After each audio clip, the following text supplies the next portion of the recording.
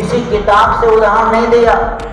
आज जितनी समस्या मनमुटाव है, दूरियां हैं एक दूसरे के प्रति, लाइट की कमी है, लड़ाई और झगड़े हो रहे हैं, सब किताबों का ही देन है। अलग अलग किताबें पढ़ रहे हैं लोग, अलग अलग ढंग से लोग ट्रीट हो रहे हैं दूसरे धर्मगुरुओं से, और सभी लोग अपने को सुपर बनने के लिए लड़ाई झगड़े कर रहे हैं, धर्म जानते ही नहीं है। भगवान कहते हैं, इसीलिए भगवान ने उस समय दे दिया। देखो भाई कि किताबों को मोटे मोटे ग्रंथों में लिखा है, इस बात पर विश्वास मत कर लेना। बहुत से लोग मानते हैं, इस बात पर विश्वास मत कर लेना। बहुत दिनों से मानते हैं, इस बात पर मत विश्वास कर लेना। किसी धर्म गुरु कह रहे हैं, इस बात पर विश्वास मत कर लेना। भगवान ने कहा कि मैं कह रहा हूं, इस बात पर विश्वास मत करना। तुम इसे जांचना, परखना, तपाना, क्या यह तर्क संगत है, बुद्धि संगत है, युक्ति संगत है, मानने लायक है, ऐसा जांच लेना। लोक कल्याणकारी है तो उस बात को मानना। भगवान बुद्ध ने पहले ही कह दिया था कि मोटे मोटे ग्रंथों में, मोटे मोटे कुरान में, मोटे मोटे किताबों में लिखा, इस बात पर विश्वास मत कर लेना। क्यों? कि लिखने वाले की जैसी मनसा होगी वैसा लिख दिया होगा, लेकिन इस प्रकृति किताबों को लिखने वाला कोई इंसान नहीं है। इसलिए प्रकृति के किताबों को पढ़ लेना। और भगवान ने अपने जीवन में सदैव प्रकृति की किताबें पढ़ाया, प्रकृति की बातें बताया, प्रकृति का उदाहरण देकर के सबको समझाने का काम किया भगवान बुद्ध ने। और इसीलिए जब प्रकृति की किताबें इंसान पढ़ेगा, और जितनी जातक कथाएं भगवान बुद्ध की, दुनिया में सबसे अधिक जातक कथाएं भगवान बुद्ध की हैं, और जितनी जातक कथाएं भगवान बुद्ध की हैं सब प्रकृति पर आधारित कथाएं हैं। आप सभी लोग जानते होंगे, कुछ कथाएं आप लोगों को स्मरण में भी होगा। भगवान बुद्ध की एक जातक कथा अंगुलीमाल का, मैं आपको जो जानते हैं मैं उसी पर प्रकाश डालूंगा। अंगुलीमाल नाम का एक डाकू जेतवन में, आप जाकर के आज जेतवन में आप अंगुलीमाल के गुफा को देख सकते हैं। श्रावस्ती में पड़ता है। श्रावस्ती के राजा जेतवन में अंगुलीमाल का गुफा, जेतवन में रहता था अंगुलीमाल।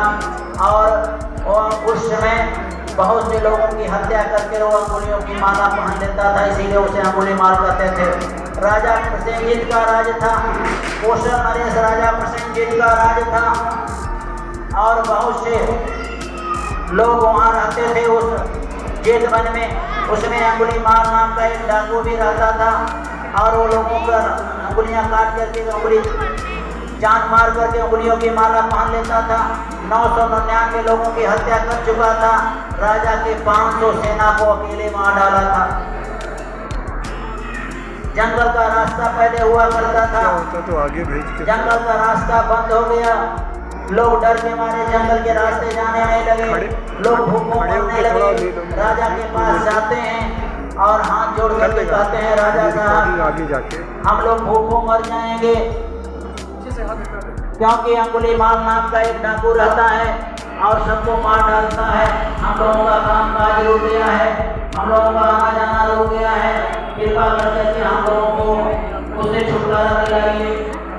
राजा प्रजा की रक्षा के लिए उठता है और हजारों सेना लेकर करके उस अंगुलीमाल को पकड़ने के लिए चल देता है। यहीं पकड़ने के लिए चल देता है। हो चुके राजा के 500 सेना को मार डाला था।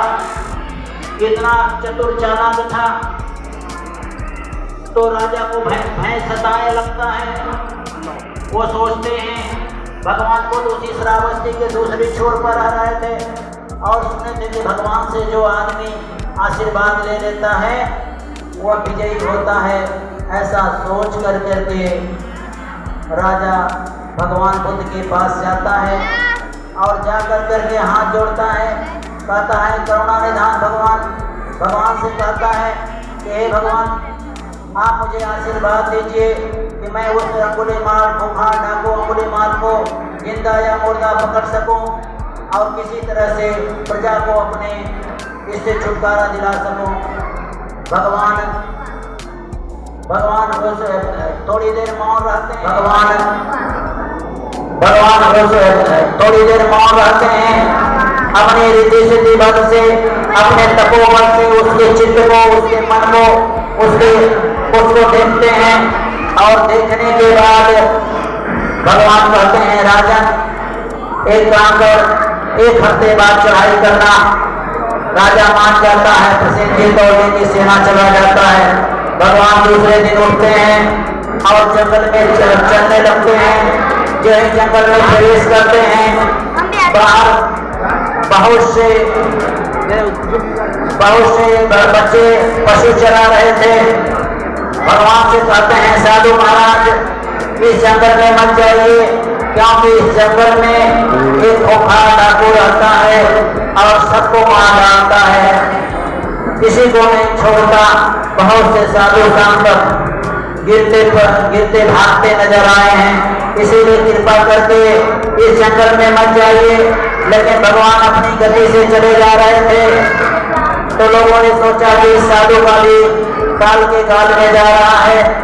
और भगवान जब भी जंगल में पहुंचते हैं, जहां अंगुलीमाल रहता था जिद बने, और उसकी निगाह भगवान पर पड़ती है, तो वह 3 महीने से एक आदमी को खोज रहा था, कोई नहीं मिल रहा था। 1000 लोगों का प्रण किया था मारने का, 999 लोगों की हत्या कर चुका था, एक आदमी को खोज रहा था।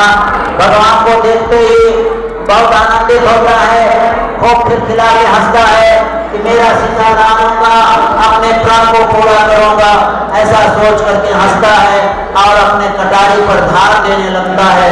क्योंकि कटारी 3 महीने से नहीं चली थी, मूर्छा खा गई, इज्जत खा गया था, तो वो कटारी पर धार देते हुए झटके से भगवान की तरफ देखता है। और जब भगवान की तरफ देखता है तो उसके दिमाग में वायु प्रक्षेपण होता है, यानी भगवान को सब उसको देख करके लोग भागते थे, तो इसके दिमाग में वायु प्रक्षेपण होता है। भगवान भी इसे भागते हुए दिखाई देते हैं और भगवान तो आ ही रहते उसके पास। तुरंत अपना कटारी उठाता है और बड़े जोर से आवाज लगाता है कि रुक जा, ऐसा कहते कहता है रुक जा, और रुक जा कह करके 6 भगवान जो ये सामने आ जाते हैं, क्योंकि भगवान तो उसके पास आ ही रहे थे। भगवान मुस्कुराते हुए बोलते हैं कि अंगुलीमाल, मैं तो रुक गया, तुम कब रुकोगे? वो बड़ा आश्चर्य में